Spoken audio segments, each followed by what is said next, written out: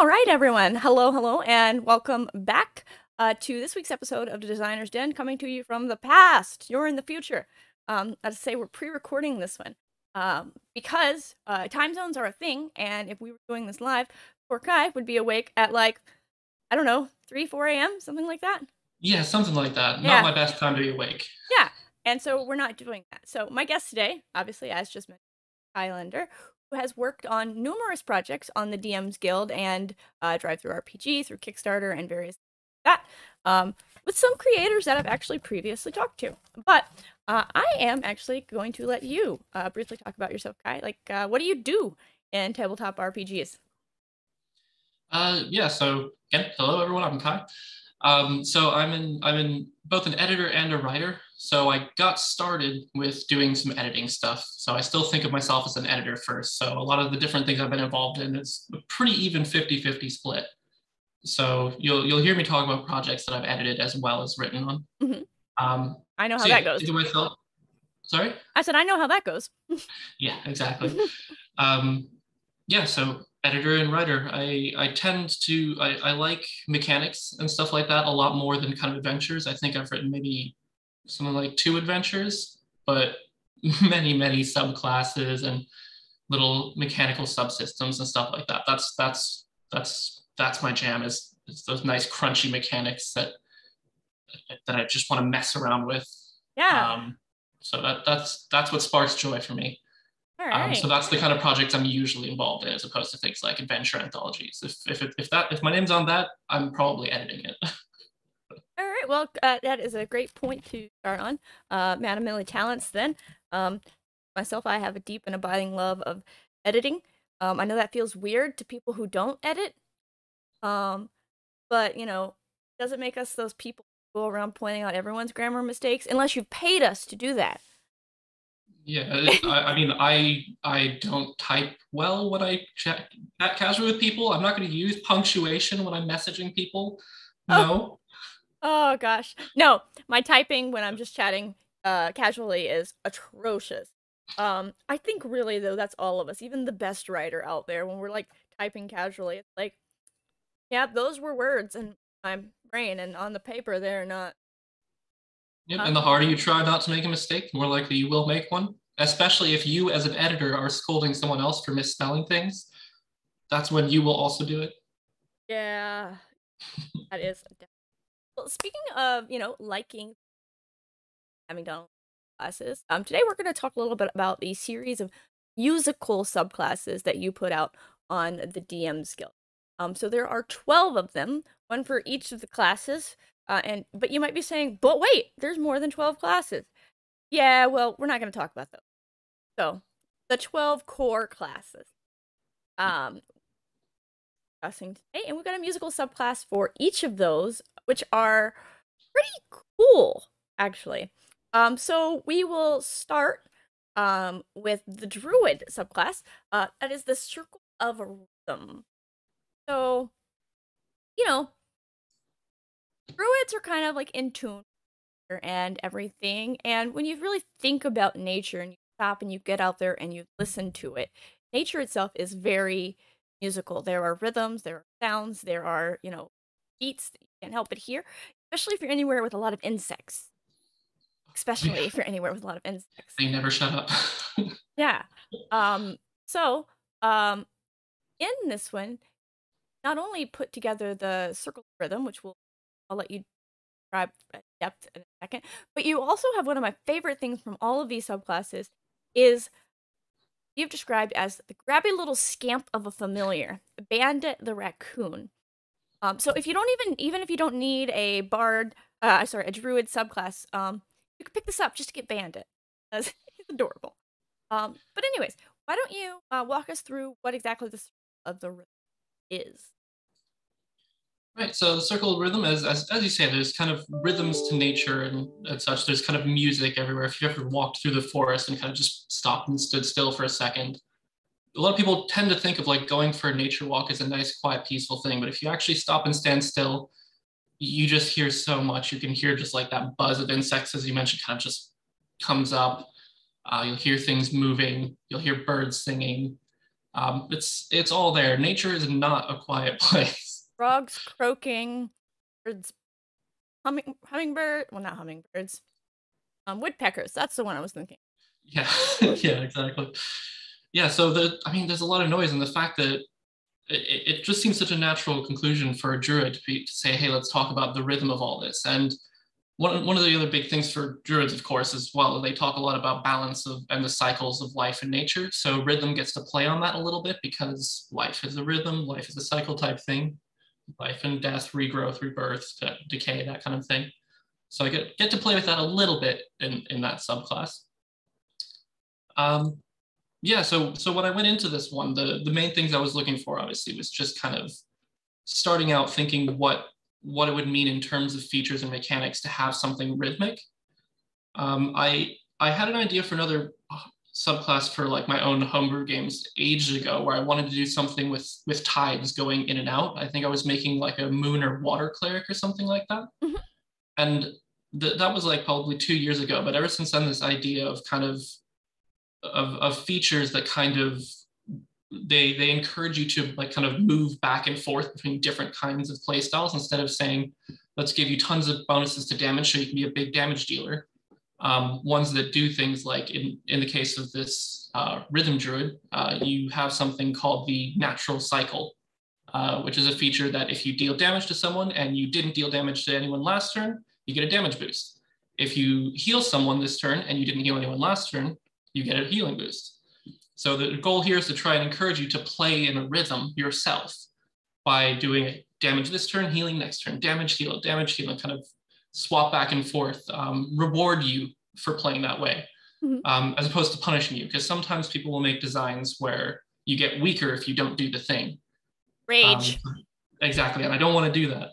I want to get better for doing the thing, or I want to ignore it and function just as well as normal, which is what that's meant to do. And I figured once I figured that out to keep it relatively simple, I felt like anyone playing this class now is already going to be looking for a rhythm, and they're going to be feeling that in the way that they play just right off the bat without any other features. And then the other ones all get to be a little bit more weirder because Yes.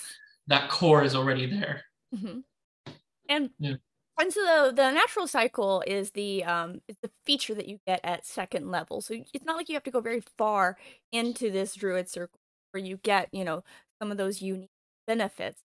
And then as you get further into it for the sixth level, I really like that one there. You've called match. Oh, you can use music to kind of get your allies in gear, right? Play this magical rhythm that um only people you choose. Enemies don't know what you're doing. Don't worry about that. And you give out some temporary hit points, and you let people use the help action um as a bonus action, which is super powerful for people who love the help action and for people who have already killed your familiar. Yeah, exactly. It's a perfect backup for a dead familiar. Well, you better not make your friends do the familiar work. Oh, sometimes it's really a lot of people don't even use their bonus actions. Like you've got nothing there, so giving people like a free bonus action is like a super powerful feature of this circle that I really liked. Um, and and and it really kind of just like I don't know. It fits very well with the rest of the stuff that you have going on there, in that the Third Circle of the Rhythm, it really sets it up as an excellent support class if it wants to be. Um, but you can also, still druid dealing massive damage as you, or soaking up damage as um, but still, getting out there and having that versatility is the whole point. So moving on from the druids, though, you have the uh bard class, the College of Silence, which I got to the name and I had to pause, and I'm like, bards silent? Why never? Why would you do that? That's not a bard. I mean, sometimes you could shock them into silence. I Uh, mean, I'm pretty sure everyone wishes their bards would shut up and be silent sometimes. So yeah, and for that you can if you really, really, really want your bard to shut up and be silent, sometimes you can deploy this terrifying new legendary monster, Vo, the Voice Snatcher, that also comes with. Um, so that one definitely made me think, like the Little Mermaid, Ursula and Ariel, like, oh, I've taken your voice. It was precious to you. Would you like to get it back? Make a deal. Exactly. I just wanted this nasty negotiator to mess with people. I feel like one of the things that I kind of ran into with this is that kind of sound is kind of a neglected sense in a lot of fifth edition. Mhm. For example, I think I refer to quite often in different subclasses effects that would silence you, um, which it's not a keyword. You can be blinded, you can be deafened, but you can't be silenced. That's true. It's not Um, it's not a condition, so I kind of have to refer a lot to like not being allowed to talk or make noise. yeah. Um, so giving you a monster like Vo that can kind of take your voice away and make you try and bargain for it back is pretty good way to try and look into that a little bit. And of course, because it's a creature that's also based on lying and truth, what party isn't going to fall foul of a creature that preys on your deception? So the more you lie, the worse you're going to do. Right. And I, Um, and I also really love the I guess the tagline that you've got for this one. A not so musical subclass for bards. yeah, yep. I mean, everyone expects bards to be all musical. So one of the first things I thought is, well, I mean, if I make a musical subclass for a bard, no one's going to go, oh, hey, wow, that's really unique and interesting. A musical druid, that's cool. A musical warlock, wow. A musical bard, that's normal. So it's kind of how do I change it up in terms of this? So let's make them almost the most villainous sounding subclass of the Yeah. bunch. And when you think about music though, like silence is a key component of music. You're not gonna find very, like if you go and get hundreds of songs, you're not gonna be, looking very long to find one that utilizes silence, as a key thing because having that moment of silence makes the next note that much more important. And like symphony, orchestral do that all the time. Just to, bring that drama, to bring that, unexpected, like we're having this big, like overwhelming, music just flowing at you intensely. And then it drops to silent and you're like, shit, something's about to happen. And then the beat drops or the breakdown comes in or Or even more terrifying, a soul violin comes in all like melancholy and you're like, oh gosh, who has died?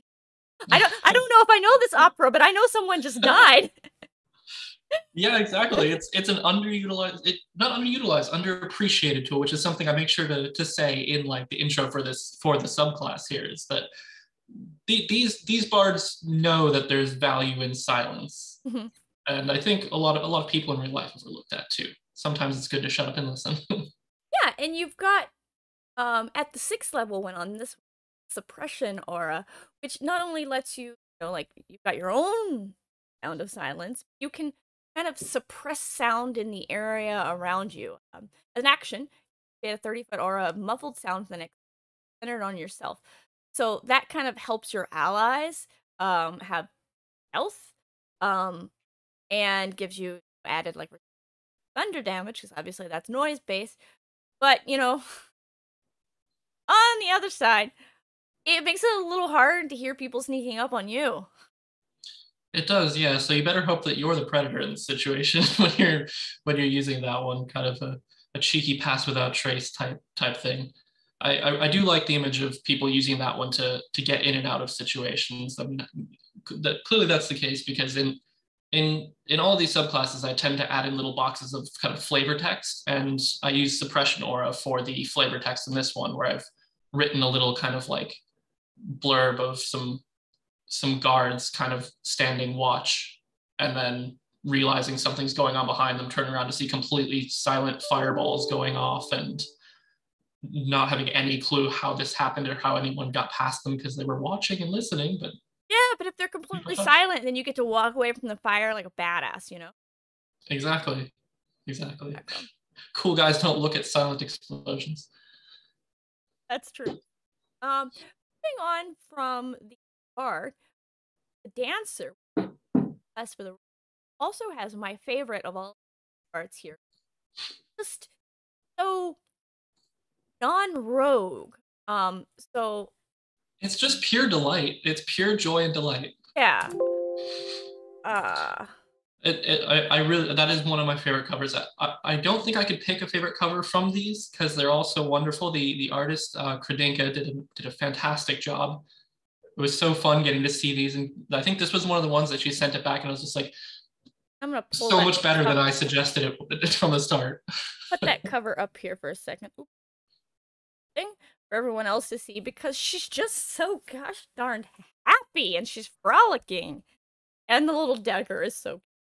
And so, it's literally none of the things that you think of when you traditionally think of rogues. And so, like, just from the beginning, like the color scheme, the cover art, I was like, okay, tell me more. And then you actually, get into the subclass, where again we've got some kind of unexpected things for a rogue, and rather than having a new monster or familiar or whatever this time, instead we get some magic items in this in with this one. So very dancing theme stuff.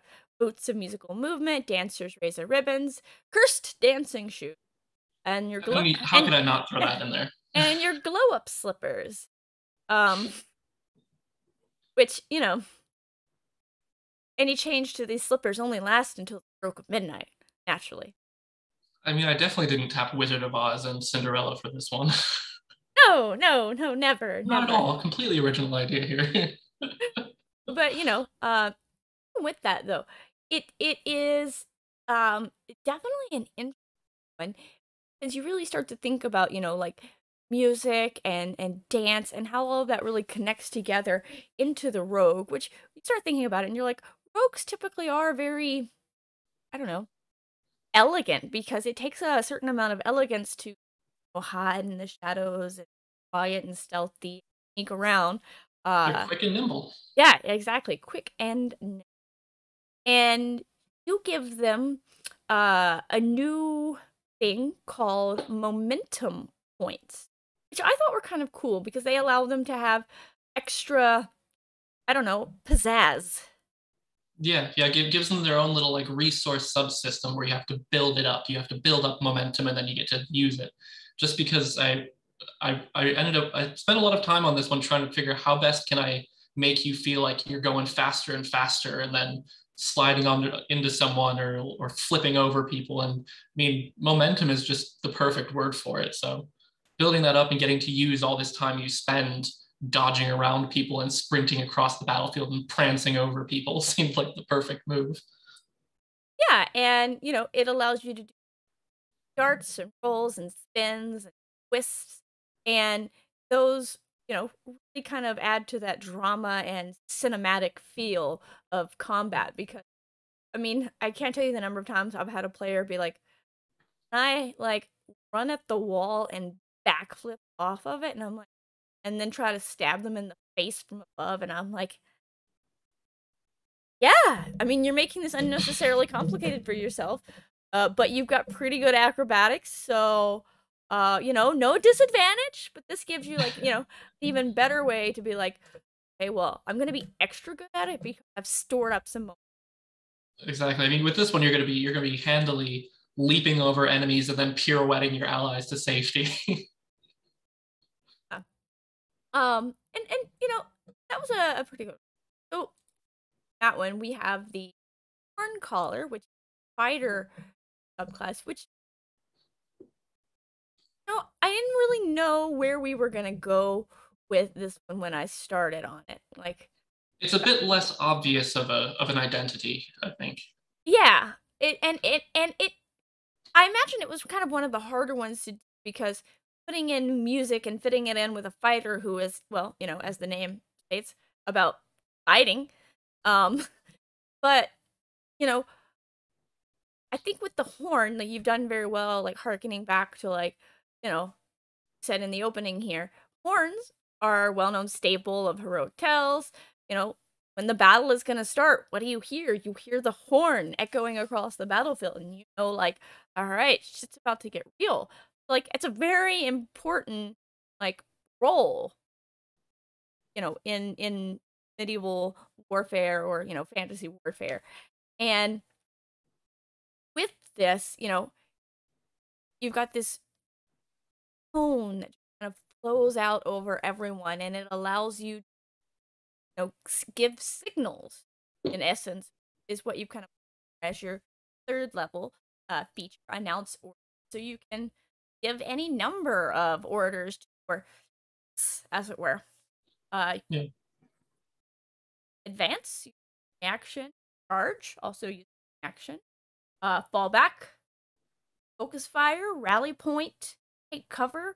And all of these, when you really, think about it, you're like, these are definitely like tactical combat things. And got like you've gotten yourselves in over your head, it's really beneficial to have someone who can kind of like step back, see what's going on, and make like that decisive call, but also, they're not just making the call and telling everyone what to do. Like, they're giving you the opportunity through their features to like get you out of that situation. Like, oh shoot, Yeah, I mean, we you don't want got to be in one of those situations where like you're in a combat and things are going badly and someone says, "Guys, we should run away," but people don't want to take opportunity attacks or they're too far away to escape this turn, so they kind of just don't do it. And then half of you die and half of you run away and everyone feels mad. No, you just give a fallback order and watch everyone like safely start stepping away. yeah. And I think, like that was a pretty excellent use of the third level feature. And then you kind of dive further into that same concept with your higher level features. At seventh level, you can, bolster everyone's morale, as it were, and give them more stamina to, fight onwards. We've almost got it. I realize you're almost dead, guys, but I believe in you. You born and you're like, okay, my friends are still standing by me. Got it. And then, you get further on, when you get up to 10th level, you become, somewhat of a bright spot there, a shining beacon of like success and how things are going well, an example to your allies, as you said. And you can let everyone else add your charisma modifier to their ability check, which really I really like the fact that it was a charisma modifier because you don't see that much with fighters, and I love having a charismatic fighter because, like, Yeah. um, hi, hello, how else are you going to convince everyone to join your mercenary troop? Exactly. I mean, as a fighter, you also want to have stuff to do when you're not in combat, smacking people with big hammers. You want to be able to chat with people or to annoy the sorcerer by being smarter than them or whatnot. You just got to roll with the charisma. You got to if you're gonna lead as this kind of like big, very obvious, very loud point of resistance and command. You need to be able to command attention. You can't just timidly. You're Right. not getting anywhere like that. No. You definitely have to have like a commanding presence both on and off the battlefield to inspire people to follow you. Because like you've gathered all these other people who may or may not be fighters, and you're asking them to go into danger with you, and they're like, "All right, cool. Um, are you in charge of protecting me?" You're like, "No, you've totally got it yourself." And they're like, "I don't know." Like, trust me, I believe. Um, then we get back into next one, which is our cleric domain, music domain. Forward there. And I really love the quote that you put on that page, Luther, that music is the art of the prophets of God. Now that's Martin Luther. Everyone for history, so way back in ancient times in Europe, not to be confused with the Reverend Martin Luther King, who also probably said wonderful things about music, but it's not his quote. But the music domain with cleric, um, like a lot of us already associate music with religion, and like it's a very common thing within the like a lot of daily or weekly or whatever services feature some kind of music because it's definitely seen as like a way to praise your deity, and that's, even in real life. So there's no reason why that wouldn't be the case in a fantasy world. Actually, it might even more so be the case because deities Yeah, are I more mean, are more connected to the day to day, and if we like music, so do they. yeah, I mean, considering just how many gods there are, how many different rituals, how many different, just the closer realities of them. It's a surprise like that we don't hear more mention of songs. Like we get the occasional mention of a holiday or something, but how I'm sure there would be like monks and clerics and priests walking around doing their rounds singing hymns for like the congregation to follow. I mean, it is really such an integral part of pretty much every single religion. I mean, as a kid, I grew up in like a very Christian household, and I played in the worship band at our local churches. My dad was the worship leader, so I grew up playing religious music. So for me, that's like the number one thing I noticed the most. And I didn't grow up particularly religious myself, but um, we went to the major holidays, and if we were with my grandparents, church and Pentecostal church of God, and like music is a big thing there. Like it's Mm, gosh, 2/3 of the sermon, the preaching session is music, praise through hymns and like um gosh, if I still don't like if the song starts playing for any one of them, it's been years since I've been to church, but like I can still sing it. I know it. And that's the and thing some of them about are absolute bangers. So oh, it's so true. It's and like that's the thing about music though. It's so much easier to remember, and so like it's such a good way to to show your reverence and your love to your deity.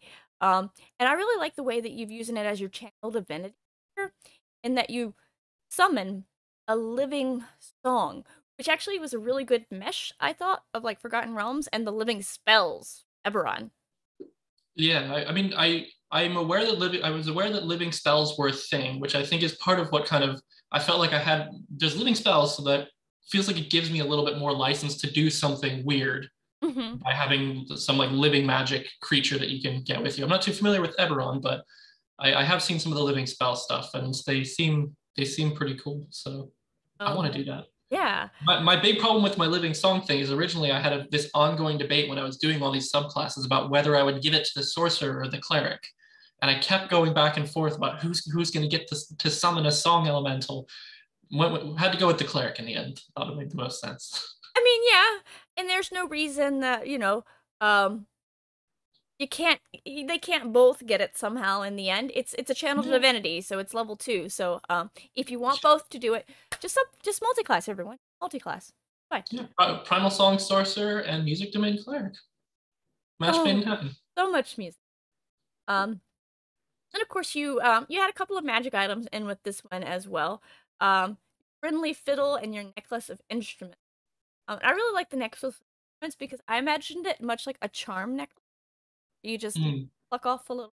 I don't know what it actually is supposed to look like because it's I not mean, particularly described, but I think you intentionally so.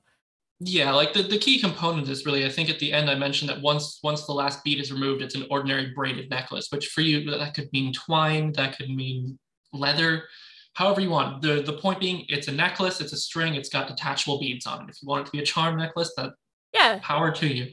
beads and patches. Exactly, exactly. So you just gotta pluck them off, throw them out, and boom, piano. Okay, I believe we've learned from the Wile E. Coyote that you don't just throw pianos at people. Actually, you do. Great effect, always. I mean, it's much worse with this one because one of the random beads is a 10-stop pipe organ, which are like the massive ones that are in cathedrals. And I mentioned there that it's an object that weighs 8 tons. So I love a good like or I there there's there's a nothing more intimidating. there's a show that NPR does, and it's literally dedicated to like pipe organ. One of my favorite like musical segments that they do. But it's at a really weird time, so I never actually listened. Like I love it because pipe music is haunting. I can't play. It's the kind of thing where like you picture like non-Christians or other people being brought into like a Catholic cathedral or something and hearing this pipe organ and this massive reverberating Dun, gold dun, colored glass thing. dun. How do you see and hear that and not think, oh my God, God is here. They've got God. Yeah. Or, you know, definitely like the pipe organ from the animated Beauty and the Beast makes you think, oh, they've got demons. Yeah, or that, yeah. Oh boy. Strahd sitting at his organ just piping away, being Yeah. all creepy. It's definitely like that. It can either give you a very like holy reverence or a very like gothic horror feel. But it's It's not definitely going to be subtle. It's not going no. to be subtle. That's the key. You're going to It be is either really creeped out or just like, wow, yeah, beautiful. very atmospheric, and there's nothing else quite like it. From there we go into the Paladin, Oath of the Cantor, um, which is kind of the embodiment of creativity and expression of self through song and helping others do that. I had looked up the word at the actual definition. Hmm. I figured that I had an internal debate with this one whether I wanted to call it Oath of the Chanter, which cantor basically just means someone who intones and chants religious Yeah. music. And I was just like, I don't know, it sounds cooler. People won't necessarily know what it is, but it's just the more fitting and accurate word, and it's what you would call someone who does this job. So Yeah, and generally in like more modern worship, it's the person who sings the solo verses or hmm, passages. So, it's that person who's really kind of leading and, setting the example, which come on, that's what your paladin should be doing. Maybe it's not a great example, but it's an example nonetheless. yeah, Um yeah, it is. You gotta, yeah. I mean, leading through a song. I mean, if anybody's going to be, I mean, this guy in put this guy and the fighter together, and you will lead a whole army and inspire them. that is absolutely um between the two of them, like, got it down. Everyone is like, yeah, sure, bosses, whatever, bosses. But I like that this one too had I think it's a Kenku, but it could be an Yes. Aarakocra. But I really felt like it was more of a Kenku on there because, um, you know, who's have the art of mimicry. So like whatever Mm, really inspiring song or music that they've heard, like this is their time to shine. This is it. Like, oh yeah, boy, I've heard the perfect passage for this. exactly. Who better to memorize and repeat like the same strictures and rhythms over and over again than a Kenku? I mean, heck, they can hear other clergy doing theirs and then just change their voice every time. But, Mhm. And it gives you a pretty interesting channel divinity for this one as well. So you've got the following two channel divinity options. You've got appeal to the masses, where you can, touch someone and view them with fervent energy and give them advantage on checks to perform, speak to a gathering of at least 10 people, making that, performance audible way out to like 100 feet. Or you have the Canticle of Faith, which is a bonus action. You can sing the divine hymn and create a magical aura 10 feet around you, gaining a bonus to your AC Charisma modifier. And additionally, once per turn, friendly creature aura, and hits a target with a melee weapon, it deals thunder damage. Pretty cool. And that hymn lasts for a minute. So, well, unless you get out, you stop singing. Um, yeah, so, no one want. Who would interrupt you in the middle of such beautiful music? That's very rude. well, someone who doesn't art. Heathens. Heresy. Wait, that's the wrong game. Wrong game. I mean, Canticles of Faith, if you're going to start talking about Warhammer, that's what they've got too. Oh, that is indeed what they have. Um, then we'll, of course, move on to Warlock, the Pact of the Bell, which, gosh, I could not think of a more fitting instrument for warlocks than the ever-present chiming bell. For some of them, it's the persistent Salvation Army bell that you don't stop hearing around the holidays that you really wish you could stop hearing. Um, for others, it's a nicer, slightly more benevolent, like the dinner bell or Yeah. whatever. I was going with this one for the old Catholic excommunication bell book and candle. Yep, that was the other thing. The old a lot of the shame bells. Yeah, you can shame, shame. Yeah, for everyone, Yeah, you can definitely shame people with this one. Game of Thrones reference there for everyone who's not seen that episode. Very memorable scene in a later season with a nun walking through, shaming someone with a bell, and like it's a very like you know intense scene, and it like it the you know kind of has a big impact on a character because like obviously like public censure is embarrassing, humiliating, and to a lot of your NPCs that you might interact with, like maybe they don't want everyone to know all of their shameful secrets, right? But you know, No one wants to be yelled at while having a rattling clang over their head. yeah, or you know, get your Eldritch Invocation, your Banish spell, if someone is just really just not doing the right thing, you know, ring that bell there, and be gone, heathens. I mean, it had to be done considering this was drawn from that excommunication book and candle thing. It's like, I mean, it has to be there has to be some banishment in here. That's just like the core identity of a warlock spell to me. Banishment and force energy. So naturally, though, we also have one here um, that goes back to Eldritch Blast because Yeah, does you have to. anybody does they accidentally made a cantrip that was broken that you can't not take it. Although you absolutely can. Option, you don't have to take a class. You could be a All the warlock. cool kids take it though. If you want to be cool, take Eldritch Blast. Yeah, but the cool thing about it is because like at this point it's a given that everyone takes it. There's so many different invocations for it that you can definitely customize Eldritch Blast to be like your very own style of Eldritch Blast. And you've It given turns them into a nice little toolbox cantrip potentially. Mhm. If you give it enough of these cool, weird little features. Yeah, and you've given it the Eldritch Pulse, which allows you to add your charisma modifier to force damage to all of the creatures 5 feet of the one hit. You can go hard with your which really Exactly. which really makes me think actually of Toll the Dead because I had a play group once Yeah. and every time the cleric would be like Toll the Dead would go boom. Yeah, so you're gonna be ringing heads with that Eldritch Pulse for sure. Yeah. So super fun there. And you've added in some spells as well. Which um, uh bell themed stuff to add to your warlock for people who are like, gosh, I really just don't know if I have enough bell stuff. Bell warlock. Well, good news. You do now. Yeah, you do. Yeah, you do. Path of the War Drummer Barbarians. Um, I've been monopolizing it. Why don't you tell us about Path of the War Drummer? Yeah, no problem. So Path of the War Drummer was the very first one that I released.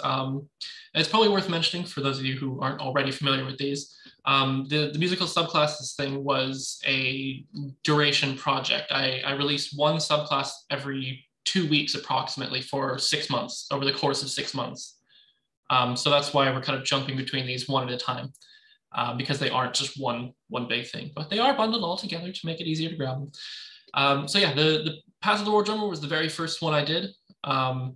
So it's a little bit shorter. It doesn't have any of the bonus extras that all the other ones do because it fit very nicely into one page. And then I started adding all these extras with them later. But yeah, Path of the War Drummer is all about getting yourself a real damn big drum, slamming it on the ground, and just like smashing that drum so hard you're sending out shock waves all over the place, drumming out these great rhythms to help you kind of get all pumped up. The main feature is very simply just called War Drum at 3rd level, where you can kind of ritually bond with a war drum and then summon and like thud it on the ground. And this thing is so big that you have to like use your movement sometimes to drag it around. It's pretty unwieldy. but you do have to Yes. you have to drag it around with you and take your time to beat that. I will say that I'm actually in the process of revising some of the mechanics for this one. Okay. That should hopefully be out in the next month or so, just to make it a little bit smoother, and so you can rage and smash your drum.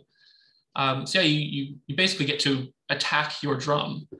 You throw this big thing on the field, and then you attack it. And when you do, you kind of like slam it with your fist or another bludgeoning weapon, and it basically disperses your attack to turn them into kind of AoE attacks.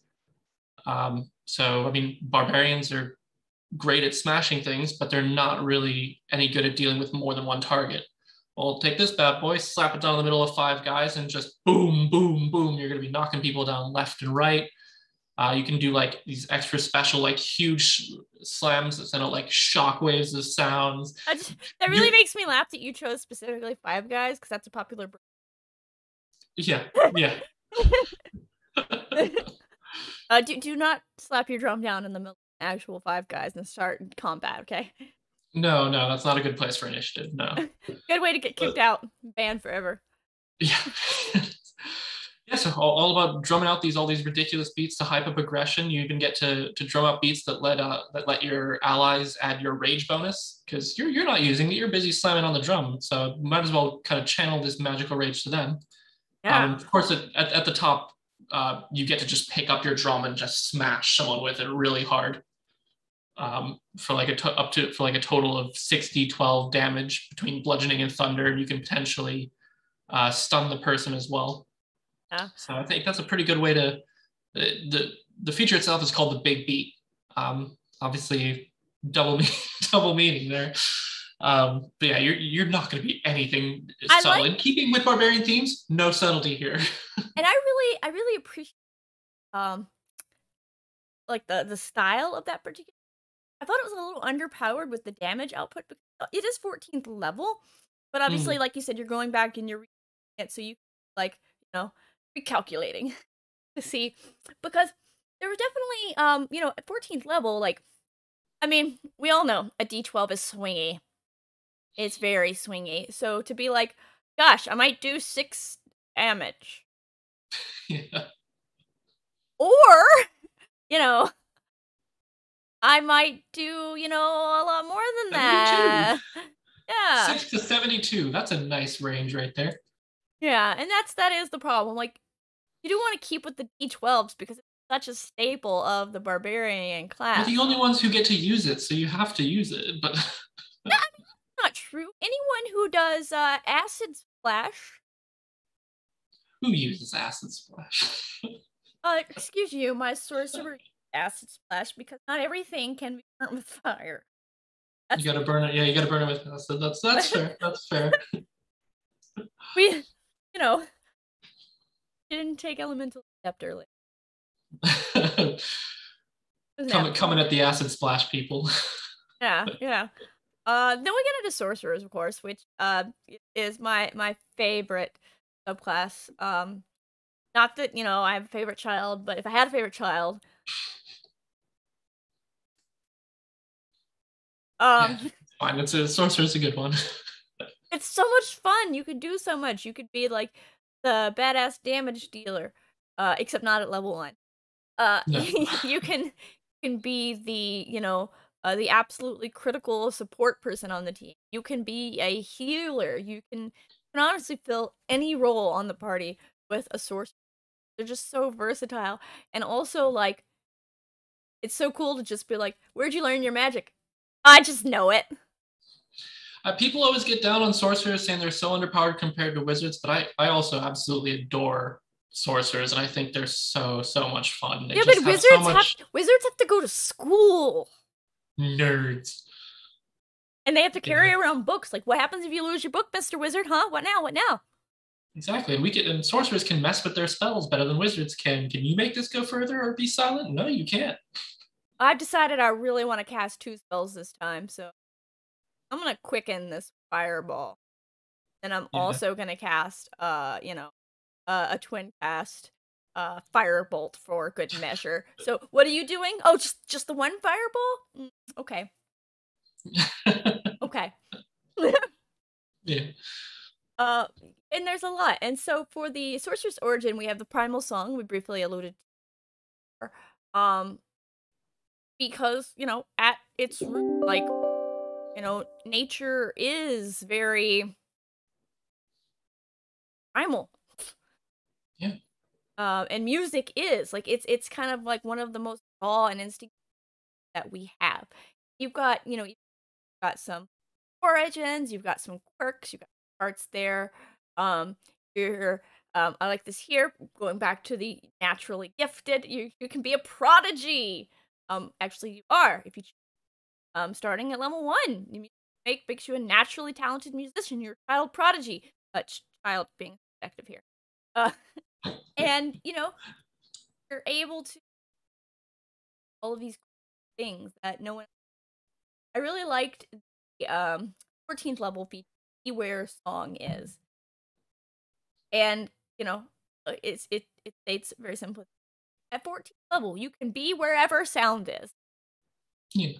You hear a sound that originates 120, you can just choose to be there. Oh, hey, I heard. Yep, there. Gosh, I cannot walk there. But here's my reaction, couple of sorcery points, and I am going to investigate that right now. Yep, just reaction teleport right over there. And I mean, hypothetically, you can just trigger it yourself. You can pick up a rock, throw it across a gap, and then teleport to there when it clatters on the ground. Yeah. It's kind of just a fun way to add a little bit of extra spicy navigation. Sorcerer geeks on. I could throw a 100. That's where you gotta get smart and cheeky. Taunt someone that's hiding behind a wall that you can't see them, so you can't use your spells on them, right? That's unfortunate. Call out a taunt, see if they respond. If they do, then you just teleport right to them, and then you can dump all your spells. Your mama told me she wished she never had you. Hey, that's me. Got you.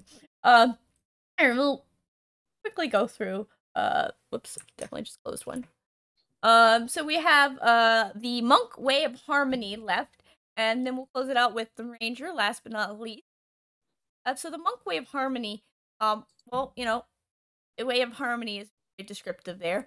To bring people together, which honestly, at its root, like, that's what music is made for, to, unify us, to bring us together, to give us a common ground.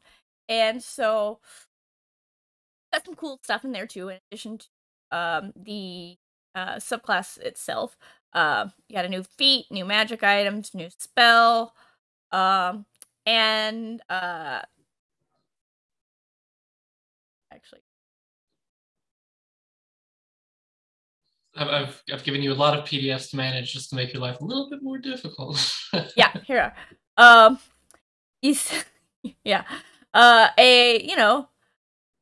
easy way to figure out which one of your players can and cannot sing. But you've got a lot of cool stuff here. In that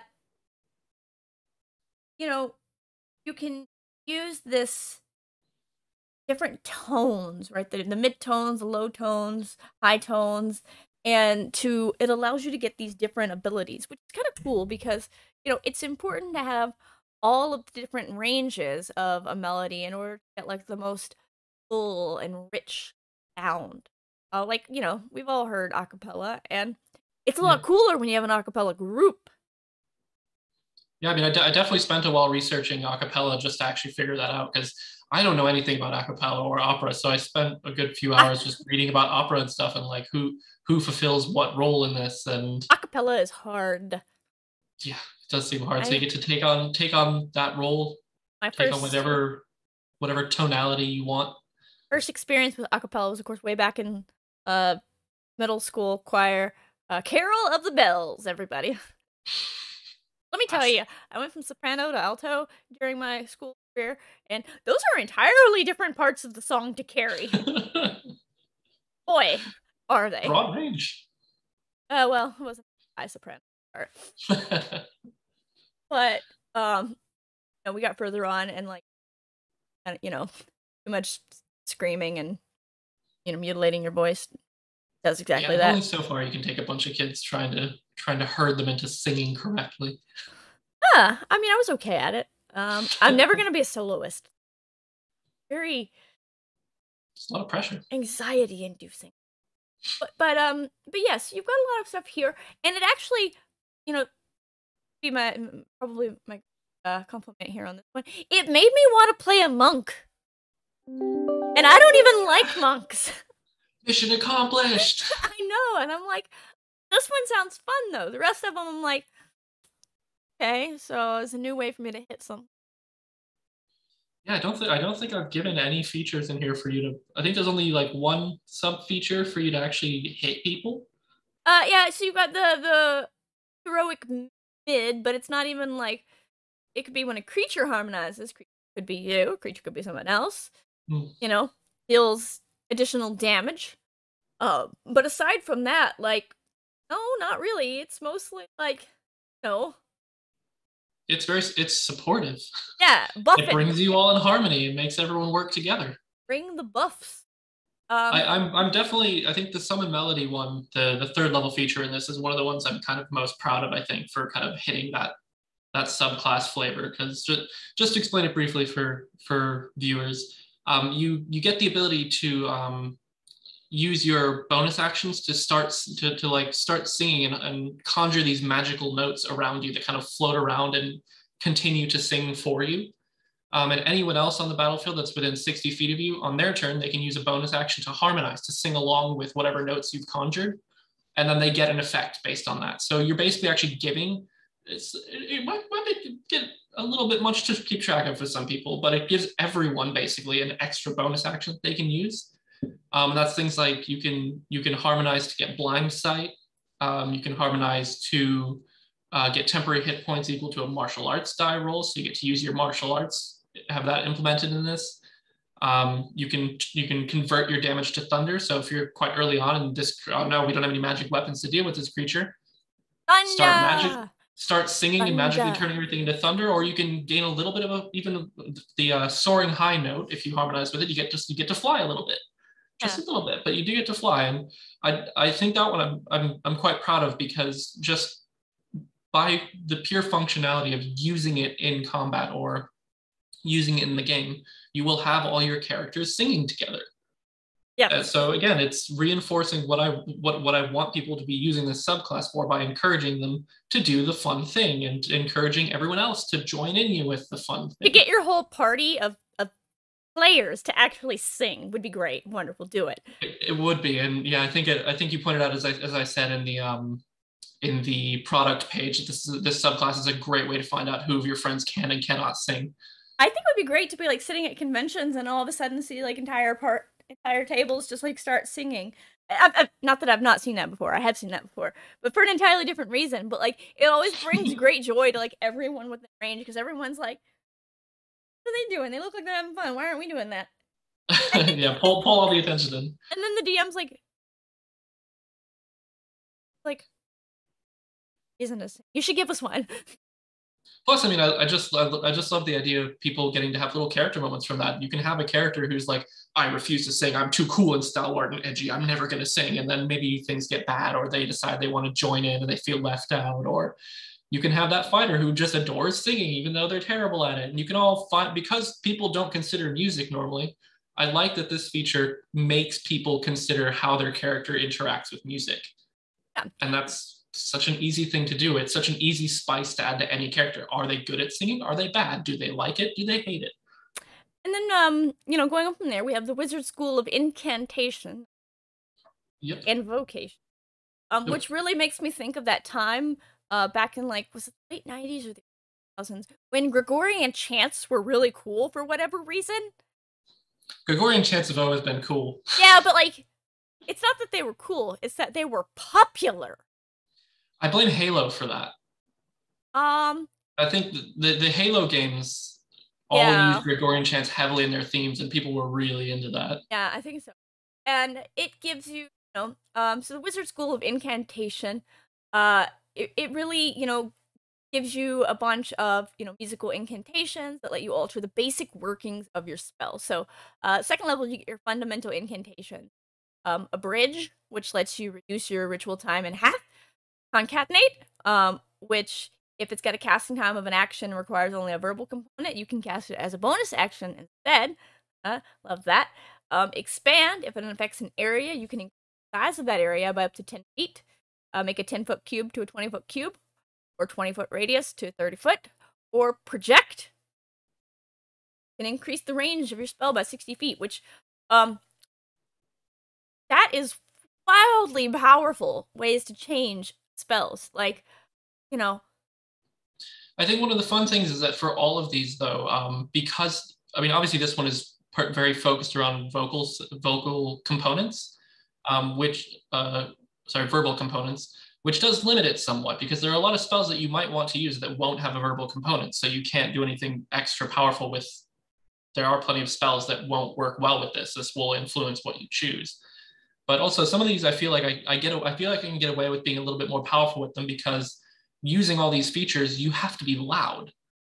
Everyone is going to be very thoroughly aware that you are there. You cannot be subtle with these. If you're getting the same features quietly, then it's a different thing. And I mean, the whole time I was working on this and designing this incantation wizard, I had an image in my mind of that scene in Lord of the Rings when Saruman is standing on top of his tower at Orthanc and just like chanting, he's incanting magical words out into the mountains that kind of just float through the air all far away and kind of thing. I just kind of had that image in my mind of like because you don't expect, most people I think don't expect the kind of characters that wizards are to be loud.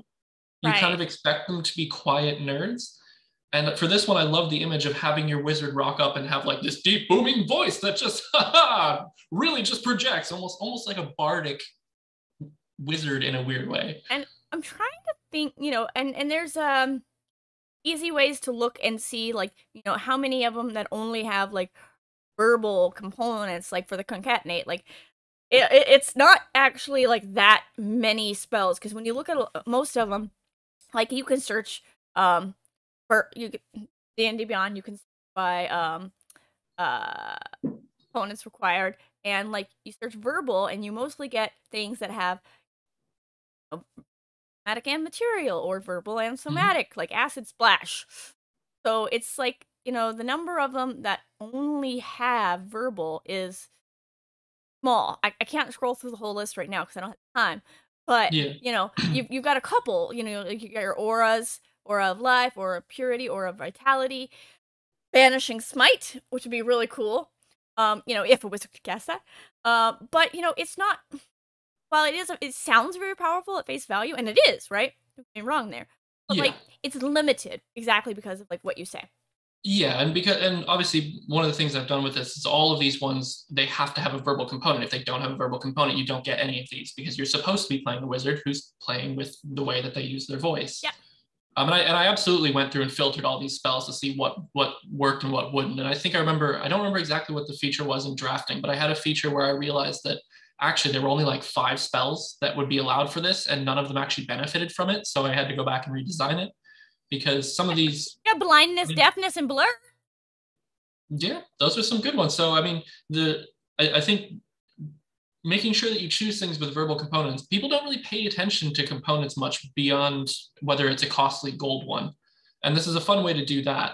And it's also a fun way to make sure that you will come up with this with a wizard whose spell book looks very different from usual. Yeah, I always thought it was very nice to, focus on like what components a spell has, because like, you can silently cast any spell that doesn't have a verbal component, that only has somatic. Obviously, they're going to see you waving your hands about and stuff. But, like, a lot easier to, like, that kind of than it is to, like, shout out an incantation. Yeah, and I think most people, as soon as they think of verbal components, they think of things like the Sorcerer of Metamagic for a silent spell. So when they think of having a verbal component, they think of how do I get rid of it and go silent, kind of like the Silence Bard can do. But for this one, I made sure from the start, I am not removing the verbal components. You are never casting silently. They do not have the ability to ignore these components. They use them and they like overclock them. Yes. Because that's what they're about. And then, of course, not last but not least, woo, goodness gracious, we have the Whistler archetype for the Ranger, which is pictured on the cover with a beautiful flute. clean energy magic going around, which is gorgeous. So, rangers with the affinity for tap into the secret magic of the wind, um, and play your ocarina. I mean, your pipe, Yeah, go for it. Grab an ocarina. That's fine. because that is definitely what it made me think of. I'm like, the ranger, Link. I mean, I don't know how magical I would feel like it is, but you can use a bagpipe with this if you want to. I feel like Doesn't sound particularly peaceful, that's but a very specific subcategory of pipe music. yeah, yeah. You know, but depending on the setting, it might be appropriate. And I really like that you've tied this in a lot to the winds, right? So you've given the ranger spells here: Zephyr Strike, Gust of Wind, like Conjure Minor Element winds. Really wanted to like hammer home the point that like it's about the wind whistling, pipes, the wind, whatever, and how like that is the thing that you're manipulating to make these glorious sounds. And if it's a Hmm. very still day and you're not making wind yourself, like, you better come up with something, buddy. Yeah, yeah, exactly. Which is, of course, both a flavor thing and a necessity thing, because unfortunately, there's not that many musical spells to give everyone. So finding things that would fit with a theme that you can kind of logically say, hey, if I was a naturey fella who is interested in music, which element would probably help me the most with this? It's like wind is ever present. That makes a lot of sense. You gotta, I mean, if you're gonna be whistling, follow what the birds do, man. Yeah, and I really like the so the got there along the archetype is that you've learned to whistle magical tunes, guide the flight of your projectiles, which really, is, I mean, you're not going to be a stormtrooper anymore. You can hit stuff. No, if you miss, then you can make the arrow fly up to make kind of people get distracted and go, whoa, close miss, or hold it right in front of them, spin it back around. It's the least like mechanically beneficial, but my favorite of all these little guiding tune options that you can whistle at your projectiles is actually U-turn, Mhm. which is just after your attack, you can make your missile or you can make it fly back into like your quiver or your empty hand. I just love the idea of taking the same arrow, shooting at someone, and then it flies back in your hand, and you shoot them with the same arrow again, Yeah. or you do it with a javelin, or you're throwing daggers, or if you've only got one arrow of dragon slaying, shoot with it multiple times. And you've got, of course, interesting feat here, the musical traveler, and a magic item, the flute of the lost princess, which definitely we're not making Zelda references. Oh, Strangely, I did not have Zelda in mind at all because I have never played a Zelda game, so you totally that's did. You coincidence. you made several here without even trying.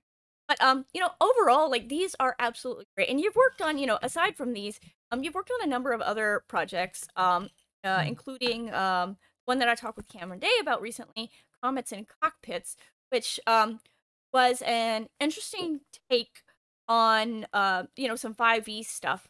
And well, what's Comets Yeah, and Cockpits like for you? I'm sure you and Cameron had a different perspective. yeah. So for those of you who haven't heard of it, Comets and Cockpits is a junker space fantasy. So think kind of Star Wars stuff. So the work that I did on it is it is separated into two books. Volume one, book one of it is focused on kind of planetary stuff. So we kept being referred to things like thinking about like Luke walking around on Tatooine in Star Wars or something, where you're kind of very planetary, or like Borderlands. Whereas the second book gets a bit more sci-fi and delves into like massive mechs and starships and planets. So I worked on the more planetary stuff in book one, and that was a lot of fun. For that one, I got to write an entire chapter all by myself, all about the magic there. So as part of this setting, I came up with a kind of rune magic system for kind of everyone in the setting has kind of rediscovered this long lost planet that's kind of like in or the planet where kind of like everything sort of originated from in a lot of ways. And they've kind of started finding these magic runestones left over from this ancient civilization, this kind of physical item-based magic that was given to them by their creators. And people are kind of rediscovering these, realizing that these are like the origins of all of their own kind of arcane writings, and that these have immense power. And they're currently in the process of figuring out how the hell any of this works. Right. So I got to write a whole chapter of here's how runestone magic works. Here's what people actually know and think it works. Here's how you can use them in your game. Here's a bunch of examples. So it's things like you will have these magic sigils that are spread across the world and need to be found. You have to find them over the course of the game. There's only like 3 or 4 out of I think something like 26 that are actually known by default in the setting. They're left as like things for the DM to let players discover on their own. Okay. So you get to kind of, you might find a runestone with a sigil for fire, and then you have to figure out how to activate it.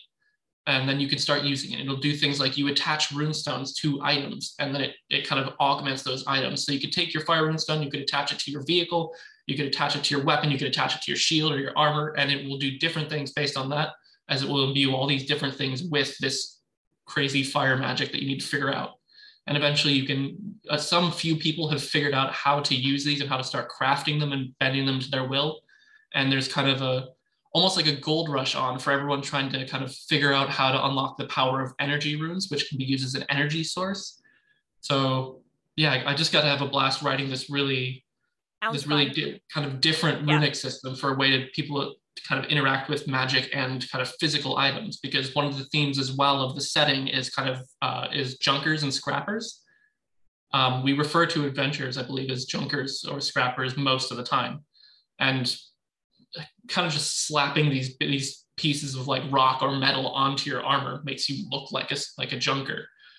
And I thought that was a lot of fun to roll with and get feedback from people on. So yeah. And you know, I thought that setting sounds super fun every time I'm about it. So that's a definitely that I hadn't really dove into it. So love that. It just sounds like a way to bring odd bits of magic in. Okay, we are running a bit short on time. Do you have any other projects upcoming that you're working on that you want? Oh boy, I've got so many projects. Okay, do you want just a short sentence or two about them? Yeah, so I've been fortunate enough to be working with the people who work on the Dark Dice podcast, which I think a lot of people will have heard about in the past few months because they've had Jeff Goldblum join as a player. So I've been working with them. I've designed one subclass for them, the Circle of the Void Druid, which is very, very creepy eldritch druid from beyond the stars kind of thing. Yeah. Helped them kind of co-designed a true necromancer class that's very, very just huge and so much fun with just like, if you took a warlock and multiplied how modular and like customizable it is by like 3, that would be the true necromancer. And I'm getting at the moment, we're kind of nearing the end of working on a critical hit table, and then I'll be working on them with kind of helping design a new setting book for them to release eventually. Ooh. So that's quite a big exciting thing that I'm super exciting. Yeah, very happy to be involved with. And yeah, I'm on plenty of other editing projects as well. We've mentioned Comments and Cockpits, which is done by Daylight Productions. And I'm currently the editing mentor for their kind of mentorship program, where they kind of just invite people to join for free who have never done a D&D product before. And you can join for layout, art, writing, or editing. So I've been over the past few months helping kind of teach new people how to edit D&D and go have fun with that. Yeah, and that's it's a vital skill, especially as more and more people get out there producing stuff. Not that I'm advocating editors selling their skills for less than they should be paid for, but it's good to have people getting in at all those various entry points that so that we can match up like expectations on budget all around. Yeah, exactly. And it's nice to just be able to get to interact with a lot of new people and see how like passionate some of them are, because I think those of us, I still don't feel like I've been here for that long, but I've been doing this since end of 2019, which is surprisingly long, it feels like now. 2020 was like a decade long. It's fine. It was, but I feel like we sometimes forget that there are still new people coming in all the time that are interested in doing this. And it's just so wonderful to see how excited and passionate they are to like, just to get involved, and they are like willing to learn from whoever they can so that they can go and join in the fun. Yeah, and that still remains one of my favorite things about this community is just like how open and willing to share like everyone is. Like, okay, no, you want to know how I made this thing because it's different than everything else. Yeah, you got time? When do you have time? Let me. Yes, I will word vomit at you about it. And Yeah, that's it's exactly. pretty much like how it goes. Um, but yeah, so where can everyone find you online, find your stuff? And I don't know if you're available to, play games with or whatever. If that's the case, they find you for that. Yep. I don't run any public games, just my own home ones. But you can find me on DM's Guild. Just type in Kai Linder, Kailinder, probably on the screen there somewhere. Yes, it's Somewhere. right below your face. Exactly, perfect. And you can find me on Twitter. I am at Paradoliac. That's Paradoliak. I think I spelled my own thing right there. Nope. Um, no. Unless you spelled it wrong when you submitted it to me. Ooh, did I? Did I spell my own thing wrong or did I change it? Oh, Yeah. Pareei. Paradoliak. Yeah, I got Oh, it right. you spelled it wrong when you sent it to me. Then you spelled it with an A, an E. Ah, okay. Sorry. Okay, yeah, that's fair. I think I've used two different spellings over the course of my time on the internet. So All right, so keep on with the yeah. So that's the correct one. You can find me there. P-A-R-A-E. All right, I'm trying to find it on Twitter to make sure I've got it. All right. Whew, we've got it, everybody. Yeah, so if you want, if you this stuff sounds interesting, go ahead and follow me. Every now and then I'll talk about random design or editing stuff and share whatever it is I'm working on. If you're interested in seeing weird classes and strange mechanics and me trying to do really weird things with 5e that probably don't break them, but we'll find out, then yeah, go ahead and check my stuff out there. All right. And it is spelled correctly right below his face right now. Paradolia.